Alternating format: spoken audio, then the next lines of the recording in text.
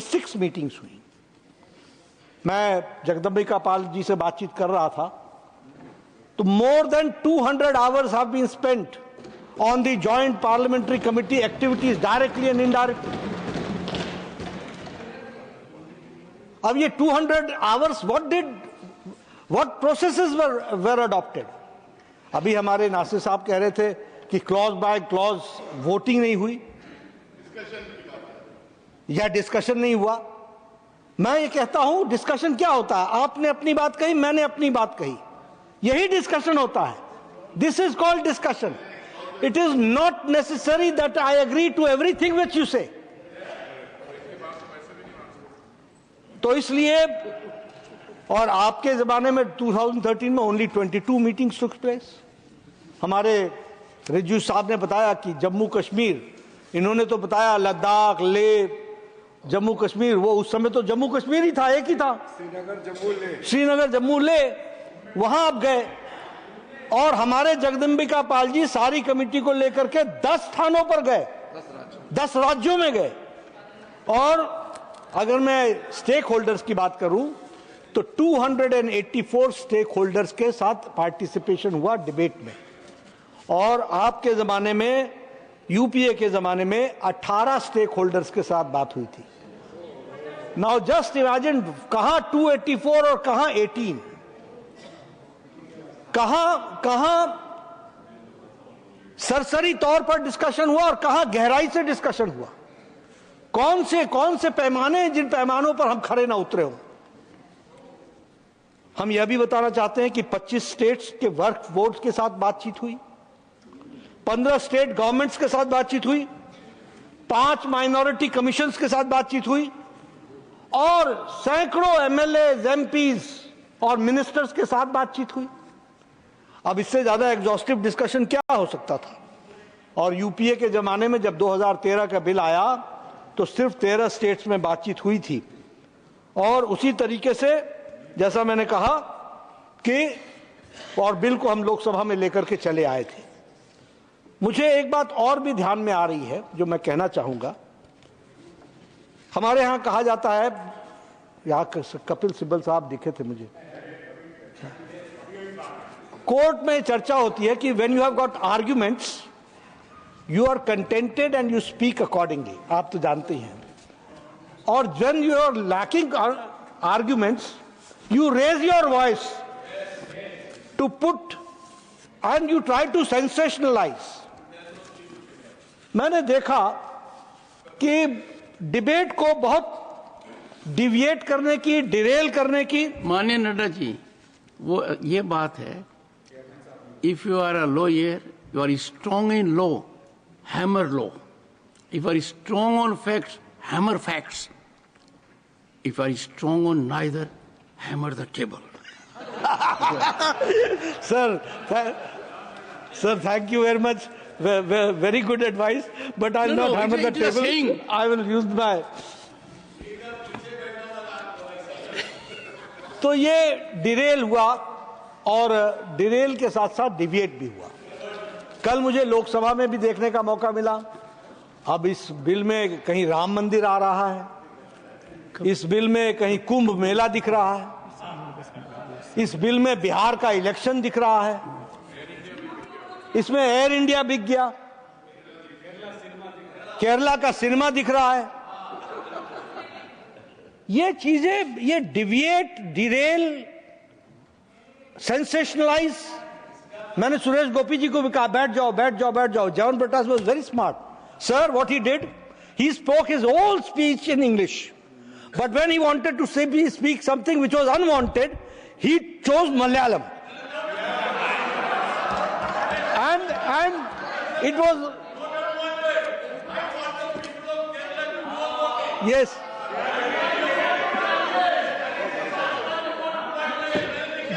John Britas, yes, no, legally you are sound, John Britas, nothing, legally you are sound, but I said it's a smart move.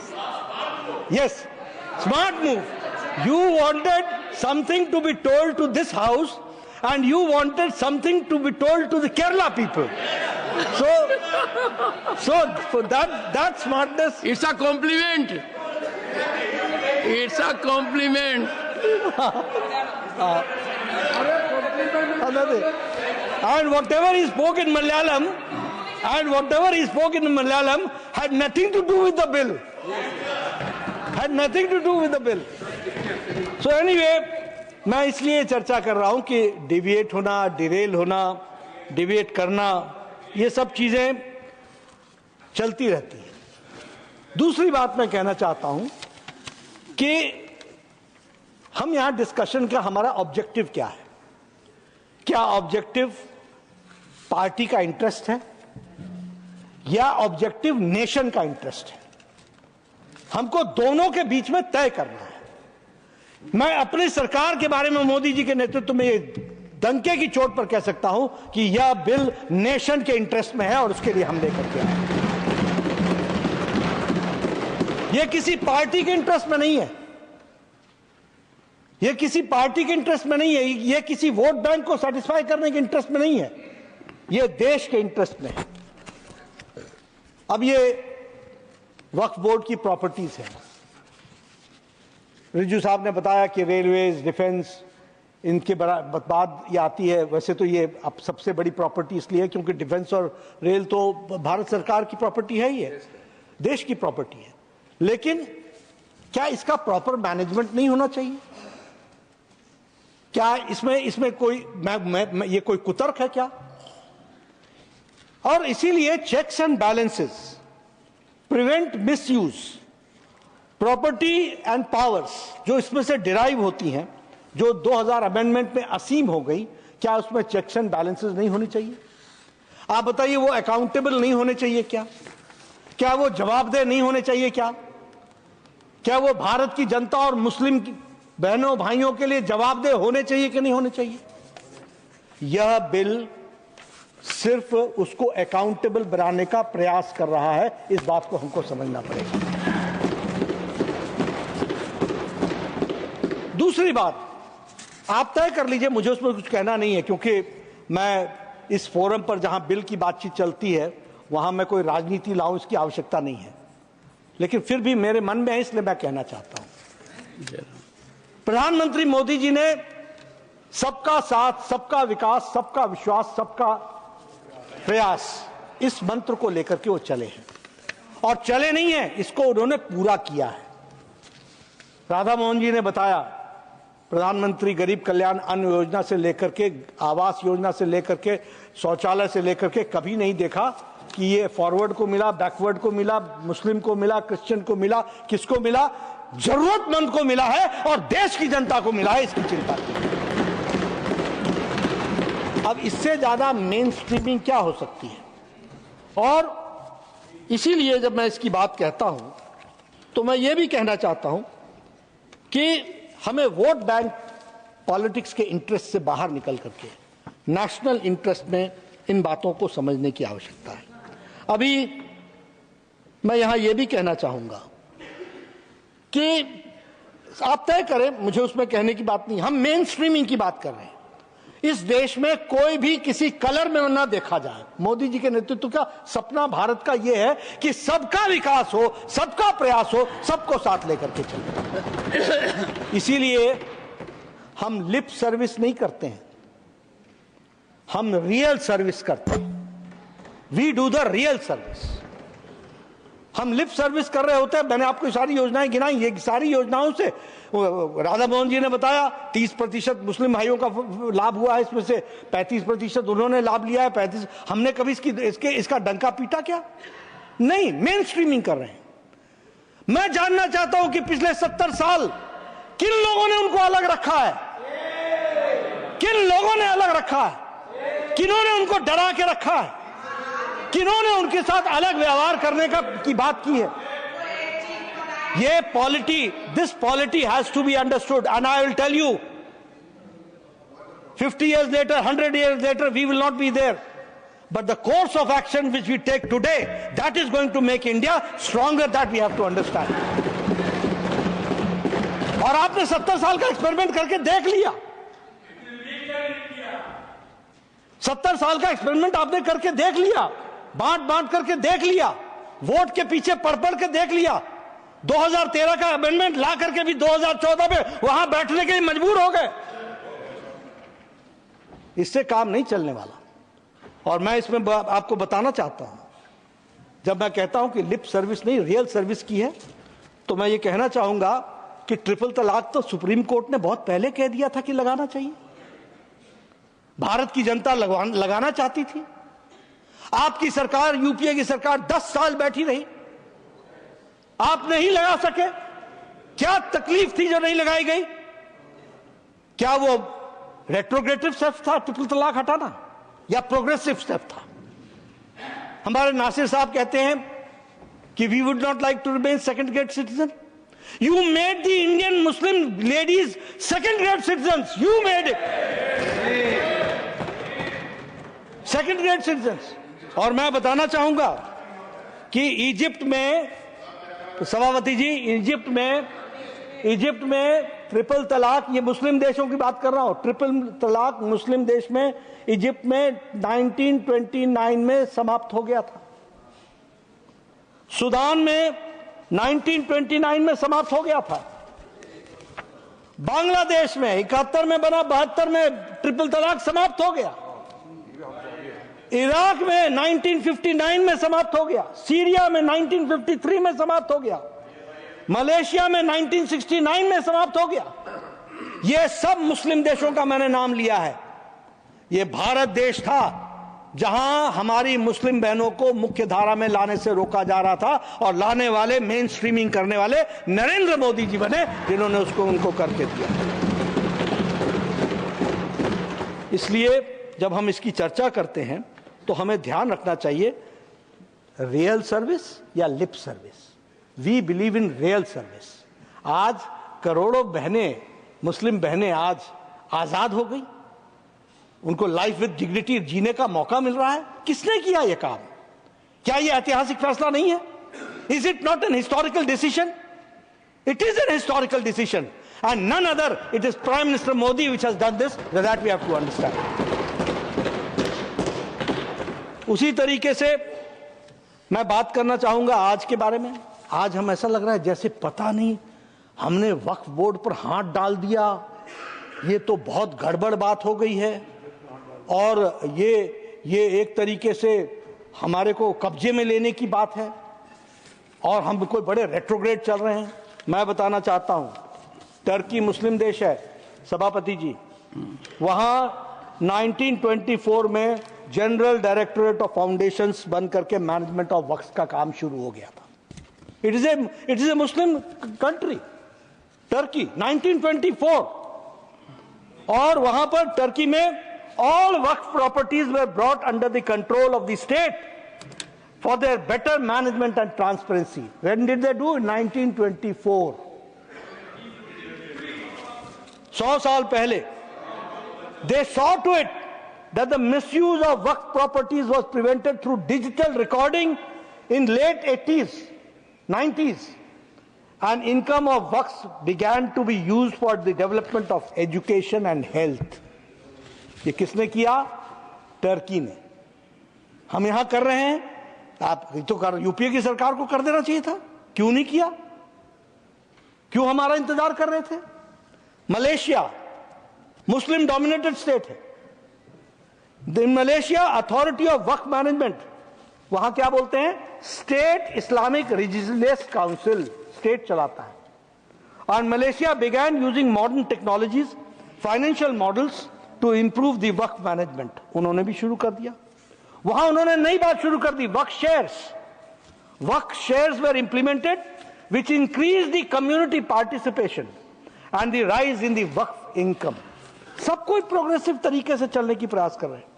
Transparency and accountability was ensured and digital database of waqf properties through geo mapping. यानी ये भी Malaysia में भी geo mapping और digitalization से property को उसको देखा जा रहा था। Saudi Arabia, reforms were made in Saudi Arabia in 2016 and the management of the waqf, और वहां पर सऊदी वक्फ अथॉरिटी बनाई गई which was established, and new policies were implemented to make the waqf properties more economically beneficial.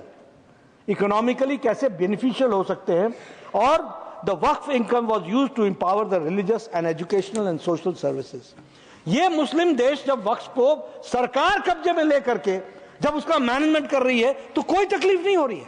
यहां तो हम भी नहीं कर रहे हैं, यहां तो वक्फ बोर्ड और वक्फ ट्रिब्यूनल और वक्फ काउंसिल ही चलाएगा। हम तो सिर्फ उनको नियम के अनुसार लाने का प्रयास कर रहे हैं ताकि वो अकाउंटेबल हो सके, उस तरीके का हम प्रयास करें। Indonesia again a Muslim dominated country.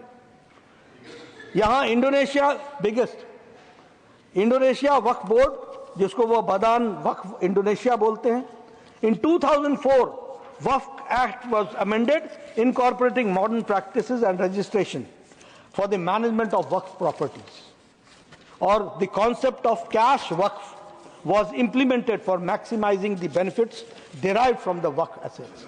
यानी उन्होंने नए नए प्रयोग करने शुरू किए ताकि वक्फ की प्रॉपर्टी का ज्यादा से ज्यादा सदुपयोग हो सके और लोगों के लिए काम आ सके। ईरान में the management of waqf properties is under the organisation of endowments and charitable act affairs. ये भी सरकार के पास है।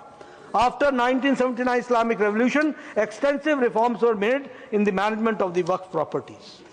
मैंने आपको इसलिए सारी बातें बताई और इन देशों का नाम लिया कि ये लोग जो मुस्लिम देश हैं, जब वो वक्फ की प्रॉपर्टीज को ट्रांसपेरेंट कर रहे हैं, जब वो वक्फ की प्रॉपर्टीज को डिजिटलाइज कर रहे हैं, जब वो वक्फ की प्रॉपर्टीज को अकाउंटेबल कर रहे हैं, तो भारत की धरती पर करने में दिक्कत क्या आ रही है। और इसीलिए मैं इस बात को आपके सामने रखना चाहता हूं कि इसके माध्यम से हम लोगों ने कोशिश की है कि हम ज्यादा से ज्यादा मुस्लिम समुदाय का वक्फ की प्रॉपर्टी का उपयोग हो सके, उनकी शिक्षा का, उनके स्वास्थ्य का, और उनकी प्रॉपर्टी सही हाथों में रहे, इसकी चिंता की गई है। मैं यहां आपको बताना चाहता हूं, 2013 की बात कही गई।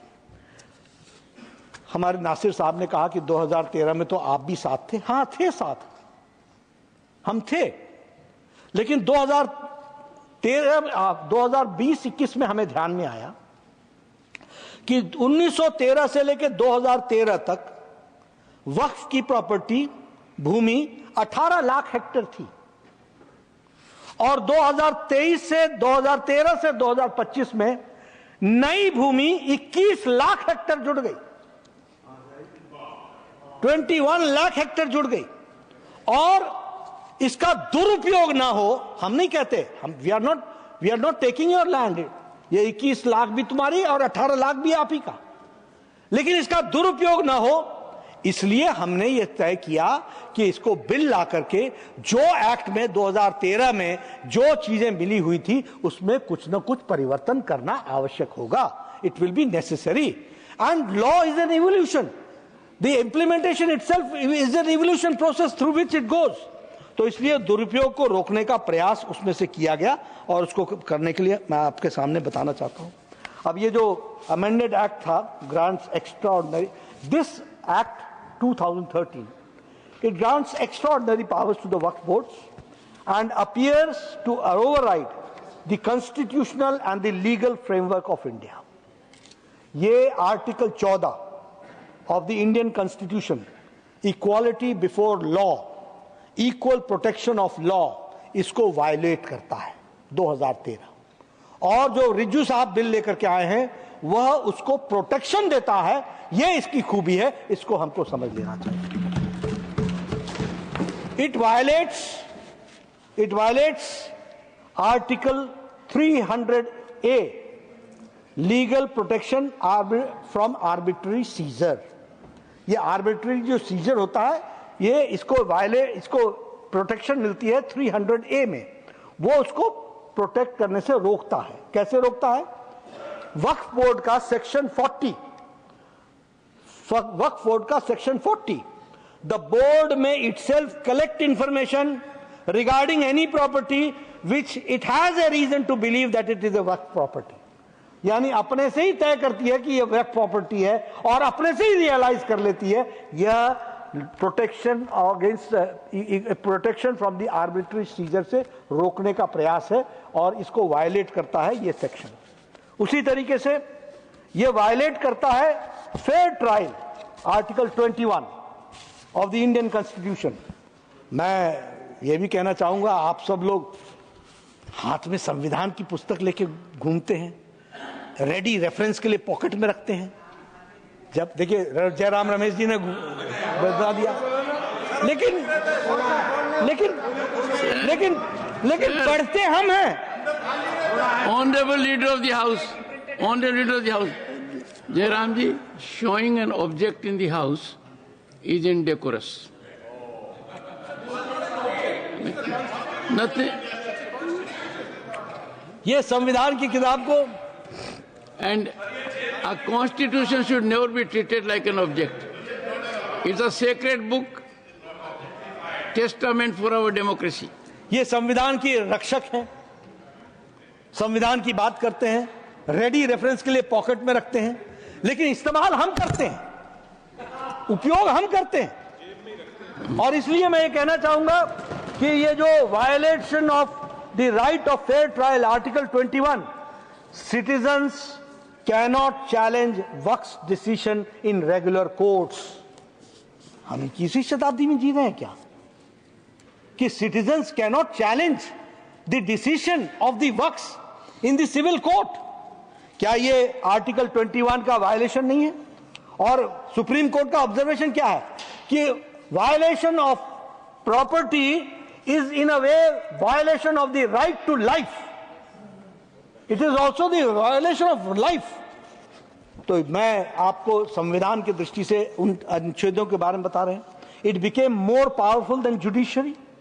वक्फ बोर्ड का section 54, removal of encroachment from the property through waqf tribunal order, इसका ऑर्डर भी वक्फ ट्रिब्यूनल का ऑर्डर देगा. Waqf board section 6 and 7, it bars on the civil courts for that no legal action is allowed. आप बताइए ये ड्रैकोनियन लॉ बन गया था कि नहीं बन गया था? ये ओवर पावरिंग था कि नहीं था? मैं तर्क कर रहा हूं, आपको कुतर्क लग रहा है बताइए. मैं तर्क रख रहा हूं कि क्या ये ओवर रीचिंग नहीं था क्या? और ये ओवर रीचिंग संविधान के बेसिक स्पिरिट को चैलेंज करने वाला नहीं था क्या? नहीं है क्या? और इसीलिए इन सारे सेक्शंस को उसी तरीके से वक्फ बोर्ड का section 85, bar of the jurisdiction of the civil courts, waqf board का section 83 bracket 7, finality of the decision, as mentioned, the subsection declares the tribunal decision as the final and binding, having the force of the civil court decree. यानी civil court की power ये section 83.7 रखता है और उसकी final decision होगा बिना appeal के. और वक्फ board section 83 bracket 9, the subsection explicitly states, अब ध्यान से सुनिएगा, the subsection explicitly states no appeal shall lie against any decision or order whether interim or otherwise given or made by the Waqf tribunal. क्या ये भारत के मूल संविधान, आप नासिर जी कॉन्स्टिट्यूशन के लाल किताब को खोल के देख लीजिएगा, वो संविधान के मूल धारा को को उल्लंघन करती है कि नहीं करती है? और ये आर्टिकल 12 के भी पावर्स को टेक ओवर कर रही है. द रेवेन्यू डिपार्टमेंट और the local authorities will have a limited power over the waqf properties. यानी वक्फ की प्रॉपर्टीज पर रेवेन्यू डिपार्टमेंट का भी बहुत लिमिटेड पावर होगा. Even the state governments have a limited interference in the waqf properties, operate outside the normal revenue system. यानी वो normal revenue system के से अलग हट करके ही काम करते हैं, इस तरीके का है. बहुत सी बातें हमारे माइनॉरिटी मिनिस्टर किरण रिजिजू ने बताई हैं, लेकिन मैं मूल बात बताना चाहता हूं कि एक तो ये जो बिल आया है इसमें क्या है, ये वक्फ बाय यूजर, ये इसको रिमूव करता है.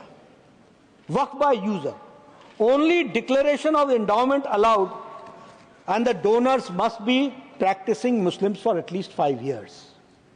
अब मैं कहना नहीं चाहता ये क्यों, इसके पीछे कोई मैं धार्मिक विषयों को छेड़ना नहीं चाहता, अनकंफर्टेबल बात नहीं कहना चाहता, लेकिन मैं इतना जरूर कहना चाहता हूं कि हां, जो देने वाला है वो जेन्युइन तो होना चाहिए ना, और उसकी जेन्युइननेस को देखने के लिए एक पैमाना यह है कि वो प्रैक्टिसिंग इस्लाम होना चाहिए। हमने सीसीटीवी का कैमरा तो लगाया नहीं है, वो बोलेगा कि हम इस्लाम मानते हैं, नमाज पढ़ते हैं, बहुत अच्छी बात है, वहां के मुल्ला बोलेंगे तो हो जाएगा। लेकिन फीमेल का इनहेरिटेंस को रोकना यह एक बहुत बड़ा रेट्रोग्रेटिव स्टेप था, उसको ताकत देना यह इस बिल का काम है, इसको हमको ध्यान में रखना चाहिए। मैं ये भी बताना चाहूंगा कि earlier anyone without any proper documents called on the property as the Waqf property, Waqf board made the claim on it, Waqf board उस पर क्लेम कर देता था।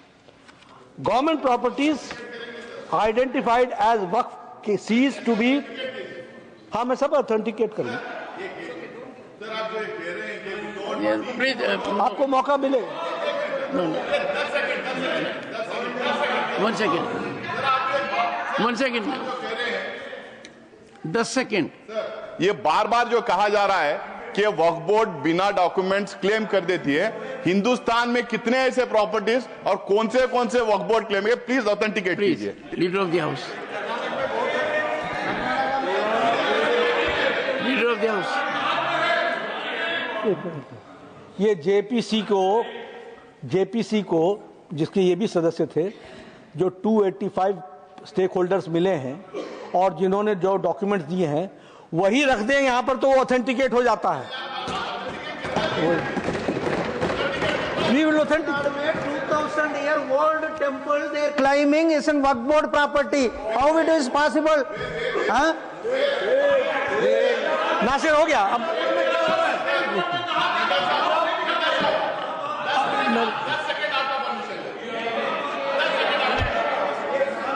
सर सॉरी, ये leader of the house has yielded. Sir सही है, yes yielded. Sir ये तमिलनाडु वाला जो इशू बार बार जो आ रहा था, मैं मिस कर गया बोलने के टाइम पे, वो विलेज, तमिलनाडु का वो विलेज का 20-30% वक्फ में था 1954 में। वक्फ जब मैं मुझे बोलने दीजिए। उसके बाद सर 2000 के बाद में 2000 के बाद में जब तमिलनाडु में डिजिटलाइजेशन ऑफ रेवेन्यू रिकॉर्ड्स हो रहा था, तो उस टाइम पर रेवेन्यू ऑफिशियल ने उसे गलत तरीके से एंट्री किया। वक्फ बोर्ड और ट्रिब्यूनल ने ऑन रिकॉर्ड कहा है कि वो वक्फ प्रॉपर्टी नहीं है, ऑन रिकॉर्ड कहा है। और में चीफ सेक्रेटरी, रेवेन्यू सेक्रेटरी और डीसी आके बोला है कि वक्फ बोर्ड कभी क्लेम नहीं किया करके, ये झूठ फैला रहे। Leader of the house, sir leader of the